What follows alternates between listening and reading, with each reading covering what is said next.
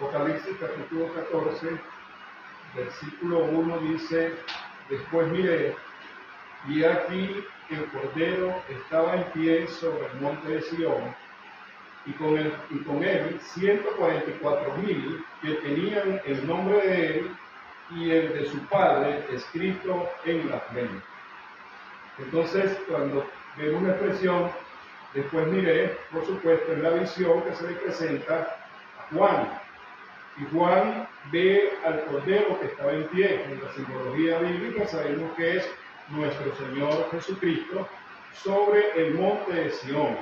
Ahora aquí la expresión el monte de Sión no es el monte literal que se consigue a las afueras de Jerusalén, donde fue fundada la ciudad de David. Aquí el monte de Sión representa a un gobierno, y si le antecede el Cordero que estaba en pie, estar en pie significa ejercer autoridad. Entonces vemos que el monte de Sión representa al gobierno milenial de nuestro Señor Jesucristo. Y nos dice que junto con él, junto en su reino, o junto a su reino, con él 144,000 que tenían el nombre de él y de su padre escrito en la frente. Ya vimos que en el capítulo 7 se escogieron 144,000 correspondiente a las 12 tribus de Israel. Por supuesto, las 12 tribus serán restauradas en su descendencia. Y la expresión que dice aquí en el capítulo 1, en el versículo 1, del capítulo 14, tenían el nombre de él y el de su padre. El nombre revela el carácter. Es decir, estos 144,000 personas tienen el carácter de Jesucristo y el carácter del Padre, escrito en la frente, visiblemente. Ellos tienen ese carácter de santidad, separados del mundo para servir a Dios. Luego dice en el versículo 2, y oí una voz del cielo como estruendo de muchas aguas. Entonces, es un símil que nos está diciendo, nos hace una comparación con las muchas aguas para hacernos entender que la voz que viene del cielo es una voz poderosa. Por eso dice como estruendo de muchas aguas y como sonido de gran trueno. Esa voz poderosa que puede oírse a la distancia. Y la voz que oí era como de arpistas que tocaban sus arpas. Esa voz poderosa, esa voz fuerte que genera e indica autoridad, era también una voz melodiosa, que es la expresión como arpistas que tocaban sus arpas. Una voz melódica, melodiosa. Alguien que me lea Ezequiel capítulo 43, versículo 2. Y aquí la gloria de Dios de Israel, que venía del oriente, y su sonido era como el sonido de muchas aguas, y la tierra resplandecía a causa de su voz. Entonces, ahí vemos la manifestación de la voz poderosa y de nuestro Señor en la referencia del Antiguo Testamento. Luego dice, seguimos en Apocalipsis 14, versículo 3, y cantaban un cántico nuevo delante del trono. ¿Quiénes cantaban? Los 144,000 a los que se refiere el versículo 1. Es decir, están en la presencia del Señor contemplando la gloria de Dios. Y cantaban un cántico nuevo delante del trono y delante de los 4 seres vivientes que son los querubines que están allí al lado del trono del Señor guardando su santidad, y de los ancianos que representan a la iglesia de Jesucristo raptada de esta tierra y llevada a la presencia del trono de Dios. Y nadie podía aprender el cántico sino aquellos 144,000 que fueron redimidos de entre los de la tierra. Es clara la Biblia al decir que los 144.000 no es una simbología, son personas literalmente hablando. ¿Por qué? Porque vamos a ver muchas veces en diferentes comentarios que dicen que los 144.000 son figuras o son símbolos bíblicos. No, son personas. Y esas personas, nosotros ya vimos que fueron sellados allá en el capítulo 7 como propiedad del Señor, como propiedad del Espíritu Santo, porque ellos van a pasar por la gran tribulación y no van a ser muertos por el imperio del anticristo. Eso ya lo hemos enseñado. Ellos son, en el versículo 3, los que cantan delante del trono, delante de los querubines, delante de la iglesia redimida, y nadie podía aprender sino aquellos 144.000 que fueron redimidos de entre los de la tierra. Ahora, ¿qué están cantando o por qué están cantando? Esa es la pregunta. Ellos están cantando, dando gloria al Señor por la victoria alcanzada, ya que ellos han podido pasar por la gran tribulación y han vencido el imperio del anticristo. Podemos conseguir un paralelismo con Moisés en Éxodo capítulo 15, versículos 1 al 2, cuando Moisés sale de Egipto y pasa el Mar Rojo y luego entona un cántico. Es un cántico de alabanza por la victoria adquirida sobre Faraón. Y aquí los 144.000 delante del trono de la presencia de la gloria de Dios están cantando porque han vencido el imperio del anticristo al pasar por la gran tribulación y no ser muertos, sino guardados, porque son propiedad de nuestro Rey de Reyes y Señor de Señores. Éxodo 15, del 1 al 2. Al 2. Sí, 1 y 2. Entonces cantó Moisés y los hijos de Israel este cántico a Jehová. Y dijeron: Cantaré yo a Jehová porque se ha magnificado grandemente. Ha echado en el mar el caballo y el jinete. Jehová es mi fortaleza en el cántico, y ha sido mi salvación. Este es mi Dios y lo alabaré, Dios de mi Padre, y lo exaltaré. Entonces hay ese cántico que, por supuesto, es un salmo más prolongado, pero ahí en el 1 y en el 2 está el propósito, que es alabar, reverenciar al Señor. ¿Por qué? Porque dio la victoria sobre Faraón, quien los perseguía, y ahí quedaron sepultados en las aguas del Mar Rojo. Paralelamente, los 144.000, al pasar por la gran tribulación, y ya vamos a ver cuál es el propósito de que ellos pasen por la gran tribulación y sean guardados por el sello del Señor, por el sello del Espíritu Santo, dan gloria al Señor, reverencia con un canto que solamente ellos pueden aprender, es decir, es exclusivo de ellos. Gloria al Señor. Dice el versículo 4, estos son los que no se contaminaron con mujeres.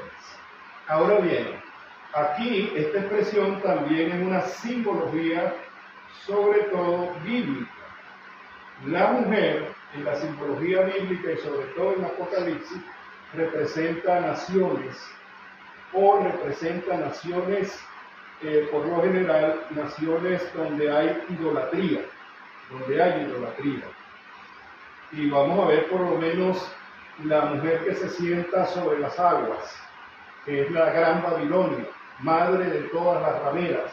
En esa expresión vemos que es una ramera. ¿Por qué? Porque fue donde nació la idolatría, según Génesis capítulo 11, cuando se erige la torre de Babel, donde el Señor confundió la gente. Porque ese era un singular, en hebreo se llama singular, que era una torre para alabar falsos dioses. Entonces, por una parte, esto tiene una doble simbología.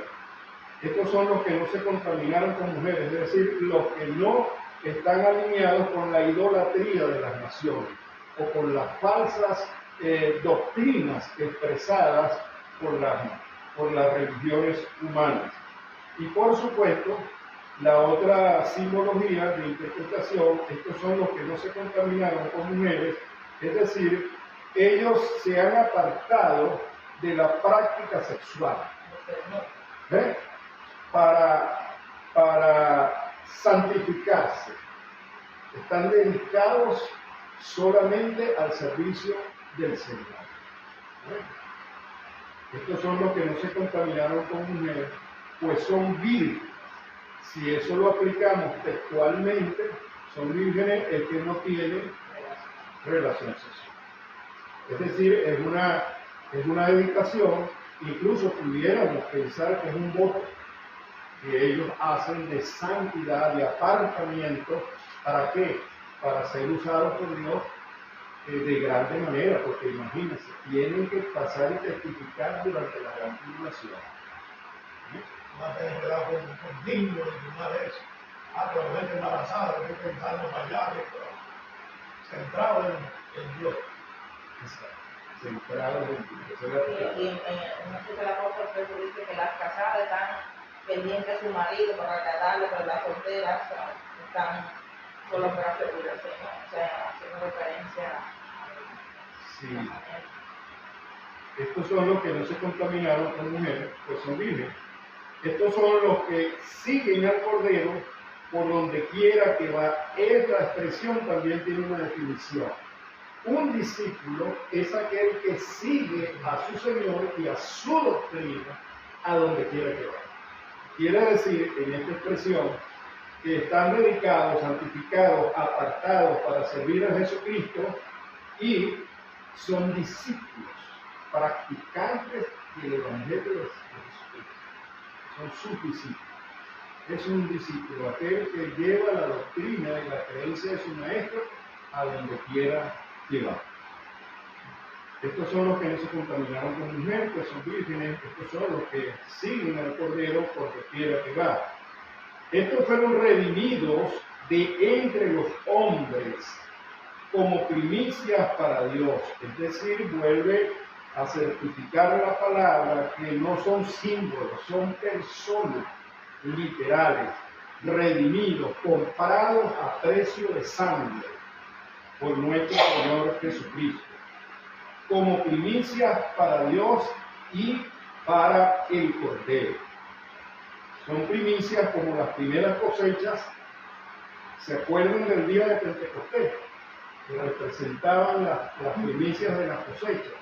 Y fue tomado el día de Pentecostés porque fue la primera vez que el Espíritu Santo pudo venir a los seres humanos, a los creyentes específicamente, para vivir por siempre en ellos. Es la primera vez, es la primicia de cuando el Espíritu Santo puede habitar en un templo no hecho con manos de hombre, sino el templo del cuerpo del creyente. Estos fueron redimidos de entre los hombres como primicias para Dios y para el Cordero. Entonces decimos que son personas puras, santificadas, no dadas al sexo y no tienen contacto con la idolatría de las naciones paganas. Dice el 5, y en sus bocas no fue hallada mentira. Entonces fíjense una cosa, esta expresión es importantísima, porque ellos, aunque están consagrados al servicio del Señor, aunque fueron llamados directamente por el Señor y sellados por el Señor, todavía tienen una naturaleza caída. Todavía tienen la naturaleza que tiene un hombre no glorificado su cuerpo. Entonces, ¿cómo es eso que dice, y en sus bocas no fue hallada mentira? Porque lo que ellos están llevando es la verdad absoluta de la palabra de Dios. No hablan de sí mismos, hablan de la palabra de Dios. Es la única manera de que nosotros, cuando hablamos la palabra de Dios, tal cual como está escrita, estamos hablando de una verdad absoluta y no hay pecado en nuestra boca, no hay mentira en nuestra boca. Eso es lo que significa esa expresión. Y en sus bocas no fue hallada mentira, pues son sin mancha delante del trono de Dios. Son sin mancha porque fueron redimidos, fueron comprados a precio de sangre, y al ser comprados a precio de sangre, les fueron quitados todos sus pecados y fueron declarados justos delante de Dios. Es el mismo proceso que nosotros, el día que nos entregamos, vivimos. Fuimos declarados justos por el Señor, no porque nosotros seamos buenos, sino porque Él es bueno. Y nuestro nombre aparece en el libro de la vida. En sus bocas no fue hallada mentira, pues son sin mancha delante del trono de Dios. Reflejan el carácter de Cristo. Estos 144,000. Luego dice en el versículo 6, vi volar por en medio del cielo a otro ángel, que tenía el evangelio eterno para predicarlo a los moradores de la tierra, a toda nación, tribu, lengua y pueblo, diciendo a gran voz, dice el 7, temed a Dios y dadle gloria, porque la hora de su juicio ha llegado, y adorad a aquel que hizo el cielo y la tierra, el mar y las fuentes de las aguas.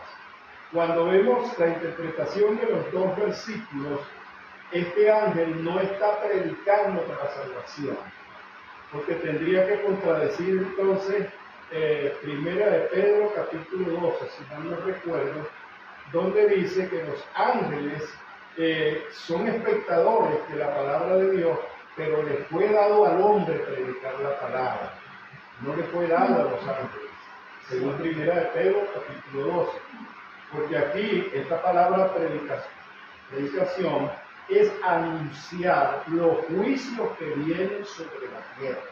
Eso es lo que este ángel está haciendo. Vi volar por en medio del cielo a otro ángel que tenía el evangelio eterno para predicarlo a los moradores de la tierra, a toda nación, tribu, lengua y pueblo. O sea, es una advertencia general e universal, diciendo a gran voz. Aquí viene lo que él predica, lo que él está diciendo: temed a Dios y dadle gloria, porque la hora de su juicio ha llegado. Es lo que está anunciando a nivel universal, es el juicio que viene sobre esta tierra. Allí se experimenta la misericordia de Dios. Todavía en ese anuncio Dios está permitiendo que los habitantes de la tierra puedan arrepentirse y escapar de la ira de Dios. Por eso es que la iglesia no está puesta para ira, sino para salvación. ¿No? Ese concepto tiene que estar claro en nosotros, muy claro en nosotros. ¿Por qué? Porque hay interpretaciones que dicen que este ángel representa a la iglesia. Entonces es la iglesia la que está predicando sobre salvación en la gran tribulación. Pero pensar eso es sacar de la interpretación correcta, porque está muy claro: vi volar por medio del cielo a otro ángel. Es decir, se hace mención en el libro de Apocalipsis de los ángeles como mensajeros de Dios, porque ellos son los ejecutores del juicio de Dios. Dios les da la orden y ellos vienen a la tierra a ejecutar esos juicios. Vi por medio del cielo a otro ángel que tenía el evangelio eterno para predicarlo a los moradores de la tierra, a toda nación, tribu, lengua y pueblo. ¿Qué es lo que él va a decir? Los juicios que están escritos en la palabra de Dios, diciendo a gran voz: temed a Dios y dadle gloria, porque la hora de su juicio ha llegado. Anuncia el juicio de Dios. Y adorad a aquel que hizo el cielo y la tierra, el mar y las fuentes de las aguas. Si les está diciendo que lo adoren, es decir, arrepiéntense y adoren al Todopoderoso. Le digan a un judío a Elohim, al Todopoderoso. Dice el 8, otro ángel le siguió diciendo: ha caído Babilonia, la gran ciudad, porque ha hecho beber a todas las naciones del vino del furor de su fornicación. Aquí la gran Babilonia representa a un imperio que es el imperio del anticristo, el cual ha tenido poder político, poder militar y poder religioso, donde él se expresa y se manifiesta delante de los habitantes de la tierra como Dios y pide ser adorado como Dios. Entonces, este otro ángel está predicando o está testificando sobre la caída de ese gran imperio. Ha caído Babilonia. ¿Por qué el imperio del anticristo se compara analógicamente con Babilonia? Por lo que ya hemos dicho. Porque la religión falsa nació en Babilonia. Y luego, cuando ellos fueron dispersados, cuando fueron confundidas las lenguas y llegaron a cualquier parte del mundo, pues llevaron su falsa religión a donde quiera que fueran. Por eso usted por lo menos ve a los egipcios. Y los egipcios creían en múltiples dioses. Pero ve a los persas y también ve la idolatría de los persas, que son pueblos diferentes. Pero viene a las Américas y ve a los indígenas americanos y todos adoran a falsos dioses. Y va al Asia y los asiáticos todavía están adorando falsos dioses. ¿Qué quiere decir esto? Simplemente, cuando fueron dispersados, llevaron su idolatría, sus falsos dioses, su falsa religión, y a donde llegaron, por supuesto, hicieron lo mismo. ¿Qué es lo que dice el mundo? No, eso es cultura. Esa es la cultura de los indígenas, no, esa cultura es pagana y es diabólica. Porque adora a falsos dioses. Muchas veces los cristianos nos confunden con eso. Y ya sabemos cuál es el origen. Entonces, analógicamente se compara con el imperio del anticristo, donde habrá una falsa religión, todas las falsas religiones se unirán en una, eso es lo que se llama ecumenismo, será dirigido por el anticristo, primero los usará, cabalgará sobre ellos, y después él se erige como su Dios. Tiene poder militar, porque todas estas naciones paganas se unirán y vendrán contra Israel para destruir a Jerusalén. Eso lo veremos más adelante. Y por supuesto, ese es el imperio que según el Señor es cortado con una piedra pequeña, no hecha por mano de hombre o no cortada por mano de hombre, que representa el último imperio gentil o pagano sobre esta tierra, según el libro de Daniel, la profecía de Daniel, el caso de Daniel. Gloria a Dios. Gloria al Señor.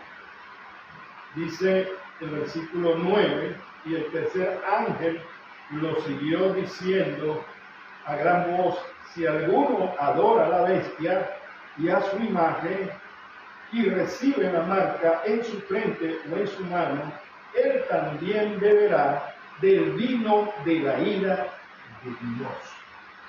Fíjense cómo se repite siempre: la ira de Dios vendrá sobre los incrédulos, sobre los paganos, sobre los que pertenecen al imperio del anticristo, porque Él los ha sellado como su propiedad en la frente y en las manos.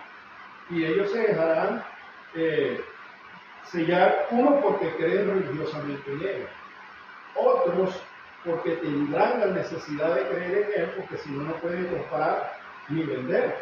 Y ante esa imposibilidad, ¿qué les queda? Dejarse sellar. Ahora, ¿por qué se dejan sellar? Porque rechazaron creer en la palabra de Dios. Porque aquel que haya creído en la palabra de Dios durante ese tiempo marchará hacia la muerte, pero no negará a nuestro Señor Jesucristo. Por eso es que dice que ese imperio hace guerra contra los creyentes y los mata. Pero ellos irán a la muerte sabiendo que en la resurrección se levantarán y tendrán vida eterna. Y también, muy bien, entonces, si alguno adora a la bestia y a su imagen y recibe la marca en su frente o en su mano, él también beberá del vino de la ira de Dios, que ha sido vaciado puro en el cáliz de la ira, y serán atormentados con fuego y azufre delante de los santos ángeles y del Cordero. Es decir, ellos pasarán la eternidad en el lago de fuego. Un lago de fuego preparado para Satanás, los ángeles caídos, el anticristo, el falso profeta y todos los seres humanos que sean sus seguidores. Allí está muy claro. Dice el versículo 11, y el humo de su tormento sube por los siglos de los siglos, es decir, ese es un tormento eterno, no tendrá límite, ni de tiempo ni de espacio. Y no tiene reposo de día ni de noche los que adoran a la bestia y a su imagen, ni nadie que reciba la marca de su nombre, ninguno se escapará. Aquí está la paciencia de los santos. La paciencia de los santos, esta expresión significa que a pesar de la grande tribulación, de la gran persecución que este imperio dirigido por el anticristo, el falso profeta y Satanás, aunque lleguen a matar, asesinar a los creyentes, la paciencia significa no tomar venganza por su propia mano, sino esperar el momento en que Dios ejerza su vida. Por eso es que el Señor dice, mía es la venganza, dice el Señor, yo. Esa es la paciencia. Aquí está la paciencia de los santos, los que guardan los mandamientos de Dios y la fe de Jesús, los creyentes, el remanente fiel. Luego dice el versículo 13, oí una voz que desde el cielo me decía, es decir, le dice a Juan, que es el que tiene la visión, escribe, bienaventurados de aquí en adelante los muertos que mueren en el Señor. Sí, dice el Espíritu con mayúscula, descansarán de sus trabajos porque sus obras con ellos siguen. Si bien es cierto, no somos salvos por obra, las obras son para galardón. Por eso es que sus obras, lo que ellos hicieron mientras estaban en el cuerpo, mientras estaban en esta vida, allá en el trono del Señor, se lleva el registro de todo lo que nosotros hemos hecho para la honra y gloria de nuestro Señor. Y en el juicio a los cristianos, a los creyentes, no es juicio para condenación, sino para galardonarlos por las obras que hicieron mientras estaban en esta vida, en el cuerpo. Por eso es que sus obras siguen con ellos. No son, la muerte no limita esas obras. El registro está allá y el Señor pagará a cada uno según su obra. Esas obras serán probadas por el poder del Espíritu Santo. Si esas obras fueron hechas para la gloria personal, pues serán como hojarascas, serán quemadas, no pasarán el juicio del Espíritu Santo. Aunque bien seremos salvos, no tendremos ojo con eso.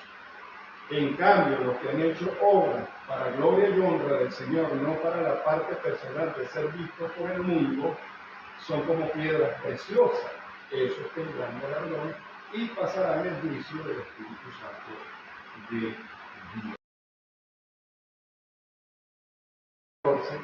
Miré, y aquí una nube blanca, sobre la nube uno sentado semejante al Hijo del Hombre, que tenía en la cabeza una corona de oro y en la mano una hoz aguda.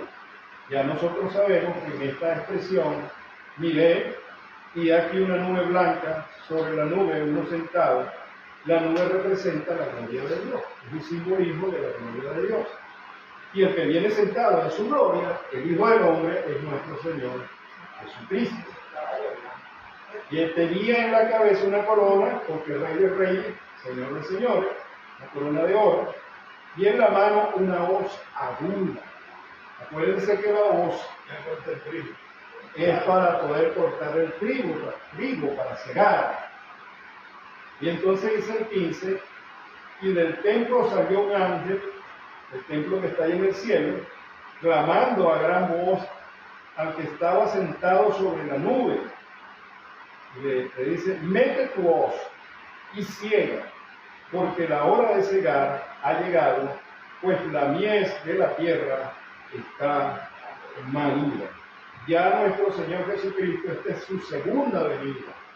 Ya no viene como el Cordero Pascual para impartir misericordia y salvación. Ahora viene como el juez eterno para juzgar a todos aquellos que no tuvieron a bien tenerlo en su noticia.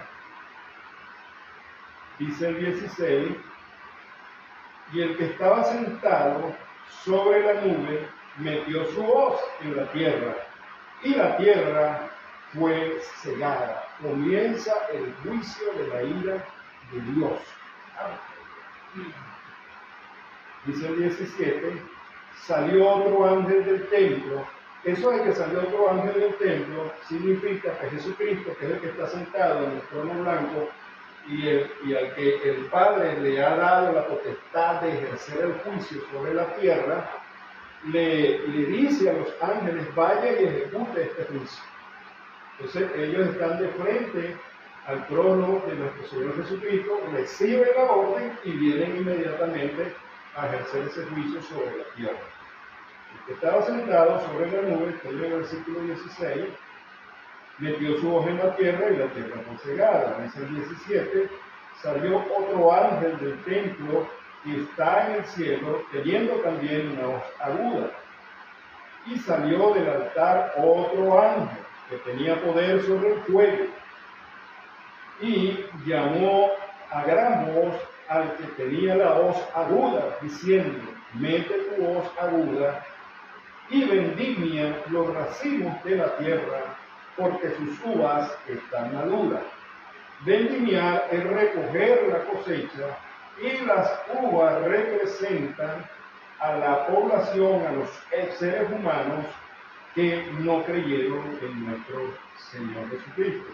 Eso de que ya está madura es, ha llegado el tiempo, ha llegado el momento de ejercer el juicio, se cierra la puerta del arca, se cierra la misericordia para aquellos que no quisieron durante todo el tiempo que se predicó el Evangelio en esta tierra y durante la gran tribulación no quisieron creer. Ha llegado el momento de que la hoz se mete, se recolectan las uvas que representan a los pecadores, y ahora dice el 19, y el ángel arrojó su hoz en la tierra, ejerció el juicio, vendimió la viña de la tierra, recogió la cosecha de estos pecadores, de estos inconversos. Se oye feo, se oye duro, pero es la verdad, y echó las uvas en el gran lagar de la ira de Dios. Esta es una figura, recuerde que el lagar simplemente eran unos toneles de madera, o un espacio redondo rodeado, hecho de madera, sus paredes, se echaban las uvas y luego las personas pisaban esas uvas para exprimirlas y sacar el jugo de uva o el mosto. En tanto le gusta a la gente el arroz del vino y eso lo quiere. Entonces, esas uvas que representan a hombres, a personas, serán pisadas por la ira de Dios en el lagar. Esa es la figura que nos está dando la palabra de Dios. Dice el 19, y el ángel arrojó su hoz en la tierra, vendimió la viña de la tierra, recogió la cosecha, echó las uvas en el gran lagar de la ira de Dios. Y fue pisado el lagar fuera de la ciudad, fuera de Jerusalén. Esa es la ciudad de la que se habla aquí. Y fue pisado el lagar fuera de la ciudad, y el lagar del lagar salió sangre. ¿Por qué? Porque ahora sí está textualmente diciendo que ya no son humanos, son seres humanos los que están siendo pisoteados allí. Salió sangre hasta el freno de los caballos por 1200 estadios. 1200 estadios son 300 kilómetros. 300 kilómetros. Entonces, ese es el espacio que va a ocupar esa gran cantidad de sangre. Y el freno de los caballos, de la tierra, el freno de los caballos, existe un promedio de 1.5 metros. Entonces, del suelo a la altura tendrá 1.5 metros. Y en extensión tendrá 300 kilómetros. ¿Qué quiere decir esto de una masacre? No, yo no lo voy a doblar, pero eso es lo que está diciendo. ¿Por qué la Biblia no lo dice directamente, sino que dice el freno de los caballos por 1.200 estadios? Es una figura literaria que se consigue en la palabra. Y fue pisado el lagar fuera de la ciudad, y del lagar salió sangre hasta los frenos de los caballos por 1.600 estadios. ¿Eh? Entonces, esa es la razón por la cual el Señor todavía hoy en día nos envía a predicar. Para que el hombre no pase por esta. Para que el hombre no pase por esta situación. Pero fíjense una cosa, ya con esto concluyo. La hermana Griselda me manda una cuestión de esta de Instagram, y entonces en los comentarios, este fue el propósito de que yo leyera los comentarios, las personas dicen, mire, esto está pasando en Venezuela. Son los comentarios hechos por venezolanos desde Venezuela actual, en el terremoto. Porque nosotros hemos sido idólatras, porque nosotros nos convertimos a la santería, porque nosotros quisimos hacer la maldad de los pareros, que es como una división de la santería, que se entrenan en ciencias ocultas para matar a otros. Nosotros asumimos eso y entonces Dios nos está juzgando por ese pecado. Entonces sale una persona y dice, en el estado de Yaracuy, donde gobierna la reina María Leonza, para los que no son venezolanos, el estado de Yaracuy es un estado donde hay una montaña, y esa montaña ha sido consagrada a todos esos demonios de la... Y tienen una reina, esos demonios, llamada la reina María Leonza. Allá en la República Dominicana también hay un monumento de la Vega. Entonces, esta persona dice, fíjense en el estado de Yaracuy, donde reina la reina María Leonza, no hubo ningún muerto, quiere decir que ella no está protegida. Eso es el paganismo en paz. Lo que dice la Biblia, verán esos juicios parciales, porque son juicios parciales, verán los juicios parciales, verán la gran mortandad y no tendrán. Seguirán en sus delitos y pecados. Dios, Espíritu Santo, escribió este libro de Apocalipsis con dos propósitos principales. Más allá de revelar a Jesucristo, que está revelado en toda la palabra, de que los seres humanos entiendan o entendamos que si nosotros no creemos en la palabra, el juicio que caiga sobre nosotros será justo, porque nos dieron un espacio de tiempo desde que el mundo fue fundado hasta el día de nuestra muerte o hasta el día de que este mundo sea destruido por fuego, para que pudiéramos tener arrepentimiento, y no lo hicimos. Y la otra parte importante es alentar a todos los que hemos creído que aunque la muerte nos sorprenda, solamente será un espacio de tiempo, porque cuando venga la resurrección tendremos vida eterna, que ya nunca moriremos jamás. No existirá ni la muerte, ni el llanto, ni el dolor, ni la enfermedad. Aquellos seres, o si nosotros mismos morimos por una enfermedad incurable, pero permanecemos en el Señor, aunque esa enfermedad mate nuestro cuerpo, nuestra alma y nuestro espíritu serán resucitados por un cuerpo glorificado, y ya ni la muerte ni la enfermedad tendrá poder sobre nosotros. Por eso somos tan constantes en tratar de enseñar y aprender estas cosas. Bueno, mis hermanos, para el siguiente martes, Dios mediante, el capítulo 15 de Apocalipsis, tiene 22 capítulos, estamos avanzando. Dios les bendiga, Dios les guarde. Amén. Ese comentario que usted hizo acerca de que no pasó nada en ese sitio donde está esa idolatría, así mismo comentan en la República Dominicana, porque dicen que puede venir un terremoto y esa parte de Higüey es como que están fundadas como en arcilla, o sea que no tienen roca. Entonces dice uno de los comentarios, no, porque la Virgen nos protege, o sea que nos protege la Virgen. Ahora fíjense, hermana, eso lo que es el dolor. Y yo le hacía un comentario en estos días a una hermana. Por eso fue que ella tiene ese pensamiento de que nosotros creemos como somos enseñados y nos comportamos como creemos.